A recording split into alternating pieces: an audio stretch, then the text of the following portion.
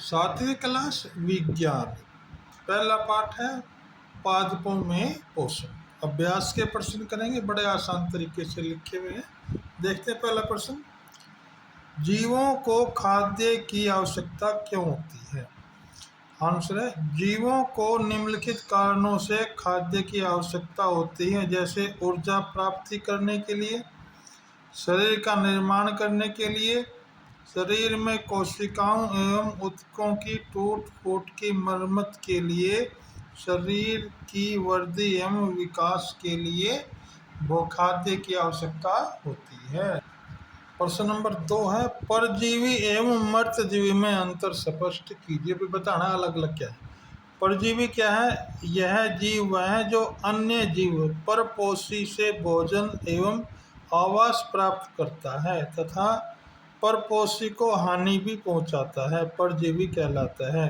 इस प्रकार परजीवी परपोषी को नुकसान पहुंचाकर लाभ प्राप्त करता है। उदाहरण के लिए अमरबेल होगी।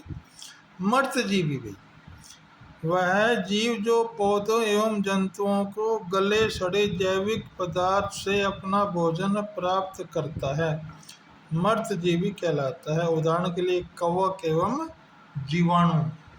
प्रश्न नंबर 3 हो गया, आप पत्ती में मंड स्टार्च की उपस्थिति का परीक्षण कैसे करोगे?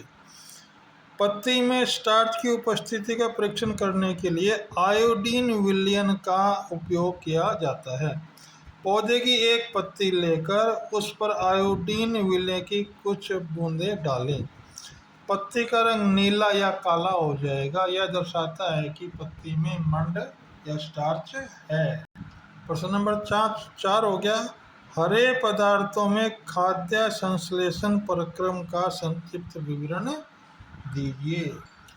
पादपों की हरी पत्तियां भी कार्बन डाइऑक्साइड और जल लेकर, सूर्य का प्रकाश से क्लोरोफिल लेकर अपना भोजन बनाती है। इसमें कार्बोहाइड्रेट्स बनते हैं और ऑक्सीजन गैस बनती है। इसका वर्णन इस प्रकार है। हरे पादपों में खाद्य संश्लेषण प्रकाश संश्लेषण की क्रिया द्वारा होता है।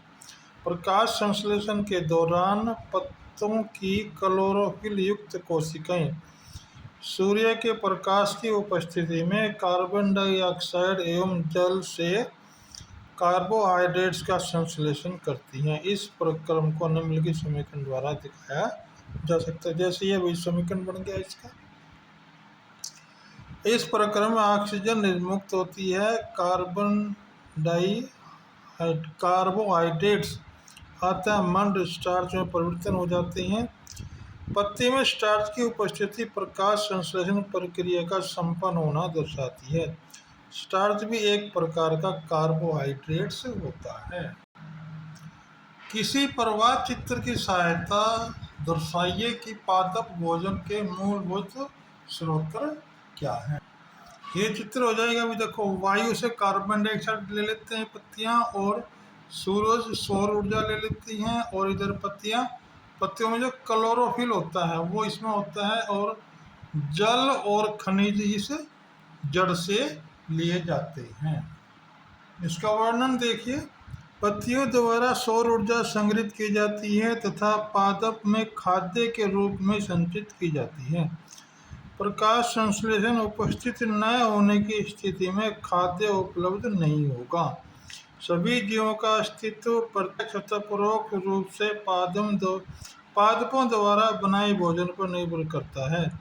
सभी खाद्य श्रृंखलाएं पादपों से ही प्रारंभ होती हैं।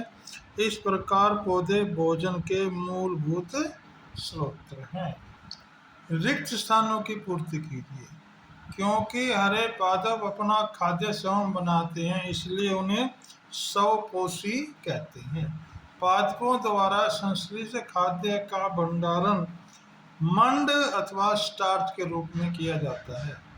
प्रकाश संश्लेषण के प्रक्रम में जिस वर्णक द्वारा सौर ऊर्जा संग्रहित की जाती है उसे क्लोरोफिल कहते हैं। प्रकाश संश्लेषण में पादप वायुमंडल से कार्बन डाइऑक्साइड तथा फिर देखिए वायुमंडल से कार्बन डाइऑक्साइड लेते हैं और ऑक्सीजन का उत्पादन करते हैं। शब्दों की स्पेलिंग देख लीजिए, ये सवपोशी है, मंड है, ये क्लोरोफिल है, ये भाई कार्बन डाइऑक्साइड और ऑक्सीजन है।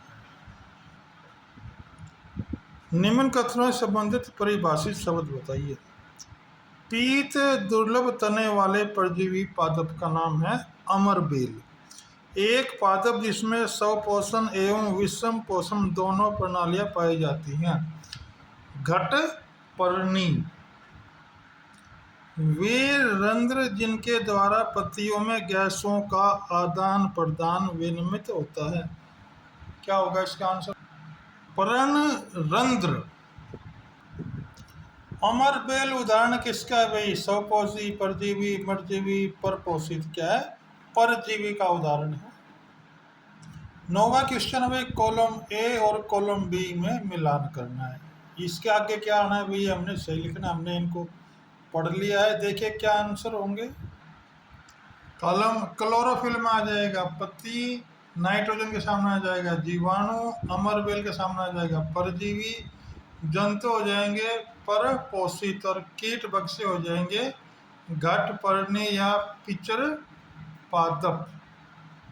यह क्वेश्चन ये रहेगा था, कीटों को पकड़कर अपना आहार बनाने वाले पादप का नाम है घटपर्णी या पिचर पादप।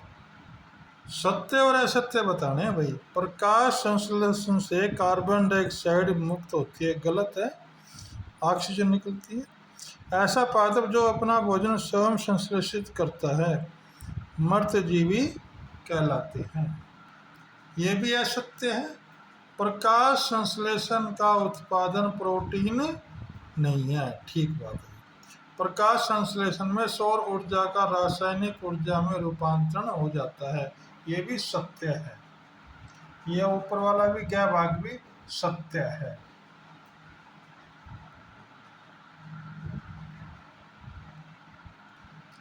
पादप के किस भाग द्वारा प्रकाश संश्लेषण हेतु वायु से कार्बन डाइऑक्साइड गैस ली जाती है? उत्तर है रंध्र। वायुमंडल से मुख्यतः जिस भाग द्वारा पादप कार्बन डाइऑक्साइड प्राप्त करते हैं वह है पत्तियां। यह आंसर हो जाएगा पत्तियां। इस प्रकार ये पूरा पाठ कंप्लीट हुआ। आप अपने नोटबुक में लिख सकते हैं और याद कर सकते हैं। वीडियो अच्छी लगी हो तो सब्सक्राइब अवश्य करें।